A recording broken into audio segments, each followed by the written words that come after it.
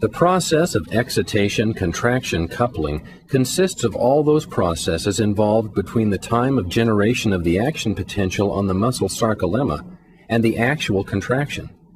As the action potential reaches the neuromuscular junction, vesicles containing acetylcholine fuse with the membrane of the nerve terminal, and acetylcholine is released into the cleft. Acetylcholine molecules rapidly diffuse across the cleft and bind to the acetylcholine receptors. Binding of acetylcholine to receptors immediately opens ion channels, allowing sodium ions to rush into the muscle fiber and potassium ions to diffuse out. Acetylcholine is then split to acetate and choline by cholinesterase, resulting in inactivation and closure of the channel.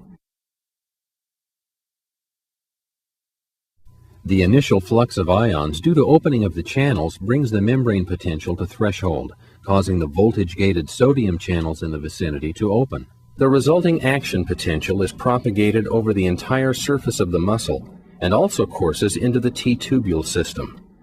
As the action potential encounters DHP receptors in the T-tubules, it causes opening of the ryanodine calcium channels of the lateral sacs, thus allowing calcium ions to diffuse out of the lateral sacs and into the region of the myofibrils.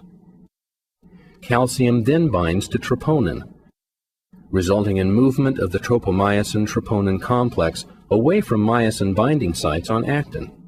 The contraction process continues as long as action potentials continue to reach the neuromuscular junction, thereby keeping the concentration of calcium elevated around the myofibrils. To end the contraction, calcium must be actively transferred by the calcium pump, calcium ATPase, back into the lumen of the lateral sacs. This pump utilizes ATP as a source of energy.